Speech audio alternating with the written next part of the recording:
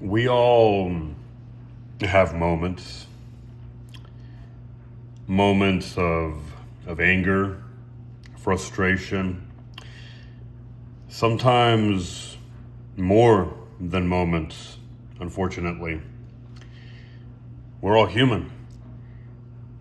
I'm not trying to garner sympathy or justify anything by saying this. I'm just saying, we all go through it. It sounds pretty straightforward, but at the same time, in today's world of cancel culture, if anybody happens to be watching this many years from now, it's 2025, by the way. It's September. I believe it is the 10th.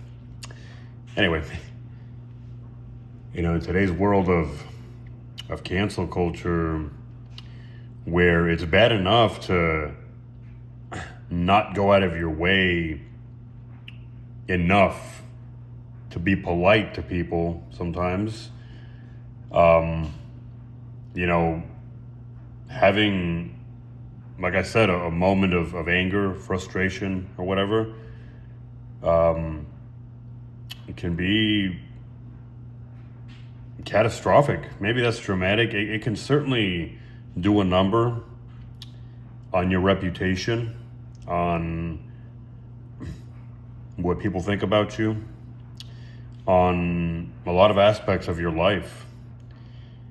It can do a number, and yeah, I may have overstepped a little bit by saying that, but it can be catastrophic too.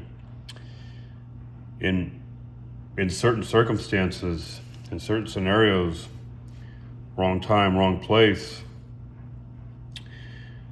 I'm just saying, as I've already said, we're human. We have that happen.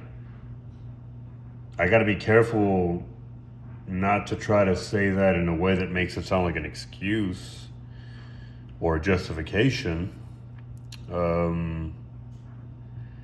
because you also don't want to get comfortable having a moment of frustration and what have you, right?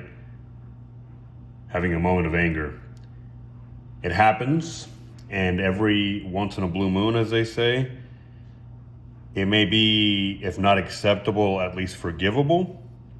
Certainly if you ask for forgiveness, right? Or at least show some kind of repentance or try to make amends in some way, right? Every once in a blue moon, it may be forgivable, right? Not necessarily acceptable or something to applaud, but every once in a while, people can be forgiven, right? People get chances. If it's not a habit, you tend to get the benefit of the doubt. And I guess that's all I'm saying, right? Give people the benefit of the doubt. I guess it's something that doesn't need to be said, right? A lot of the things that I say now, if I haven't mentioned before, I've mentioned it plenty. I'm 36. Probably closer to 37 now, right? Not that it matters, but I'm right at the midpoint. I don't know why that even matters, but it doesn't. More and more, the stuff that I think about tends to be common sense. So when I open my mouth, and this is why I don't open my mouth all that much, at least not like I used to. A big part of the reason is that, quite frankly, you'll forgive my French, but the shit that's going to come out of it is stuff that people are going to just nod their head at and say, well, no shit, Sherlock, duh, right? Very common sense. I may embellish it, I may make it sound or look pretty, but very common sense stuff, I think you get older and you start to drop some, maybe not all. We can't drop all of them. You start to drop some of the facades of life, and you start to look a little deeper within yourself. And almost magically, I might shoot myself later in the foot. Sorry. Maybe I'm shooting myself in the foot as we speak for saying this. I was kidding, by the way, when I said that a moment ago. Almost magically, right? The deeper you look within, the more you seem to look without. The more you look at into the interior, the more you perceive the exterior. You know, the more you get to know yourself. It's almost like a science experiment, right? You start to get to know yourself and really be in tune with that and really explore that. And then you interact with people and you realize that we're not all that different. You know, so yeah, the more you look within yourself, the more you see that common core that we all share. Despite what, you know, those people that I call the haters of life, much as I hate that word, much as I hate the word hater, right? And I try not to drink the haterade as much as possible. I'm not funny, I know that. Nobody has to tell me. I'm not funny. I'm not a funny individual to most people. You know, much as I hate the word, what was I saying? Much as I hate that word, you know, contrary to what the haters of life will try to tell you or try to convince you of on a regular, perhaps even a daily basis. And some of those people, some of those haters are going to be, brace for it, they're going to be your closest friends. They're going to be members of your family that you care about very deeply and who care about you. Yeah, you heard that correctly. You know, these people, right, your friends and family, they're and everybody in between and outside of that, you know, people day to day, they're going to try to get you to pay attention to the differences that we have as individuals within this ball of what we call humanity. But what we have in common, brace for it, is a lot more common. What we have in common is a lot more than what we have different. That core, that common core that I mentioned, if I had to throw a number out there, I'm not a mathematician, I'm not a scientist, and this number is complete bullshit, by the way, but if I had to just spitball a number and throw it out there, I'd say it's somewhere in the 90s.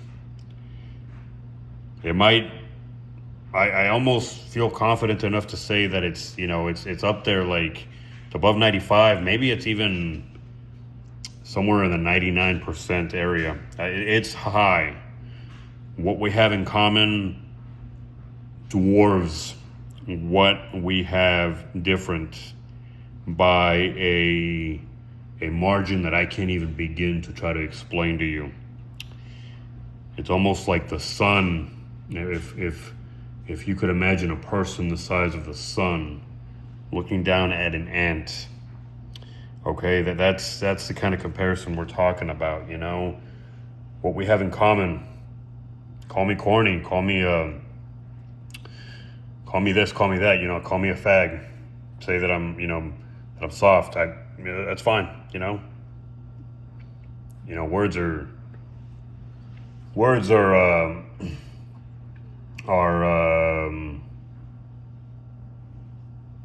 not much more than dog shit as far as the harm that they can do to you if you are of the right mindset. And as a matter of fact, dog shit can do a lot more harm than words. I'm not trying to be funny. I mean, dog shit could give you an infection. Probably not as bad as human shit, but human fecal matter. But I'm sure it can be pretty bad. Words are definitely down there. call me corny, call me this, call me that. I mean, it doesn't matter. It's a fact.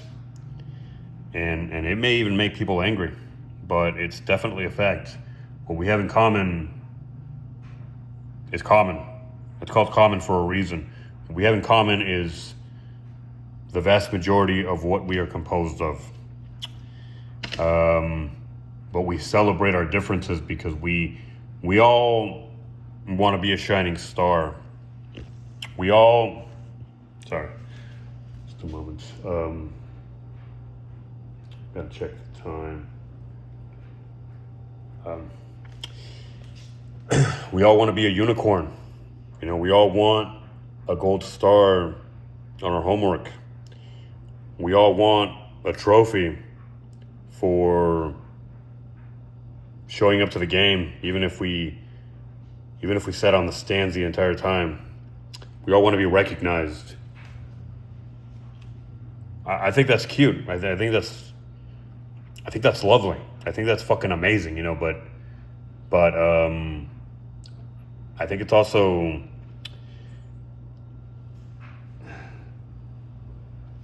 yeah.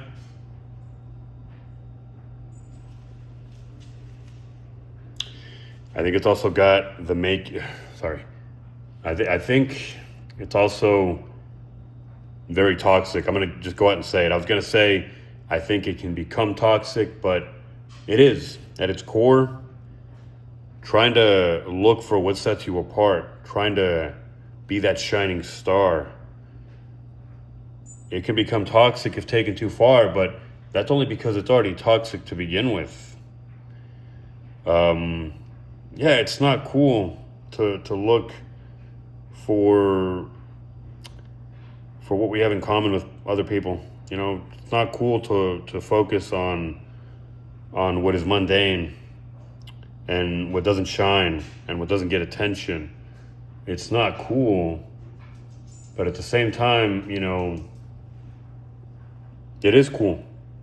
To the right people, it's one of the coolest things imaginable.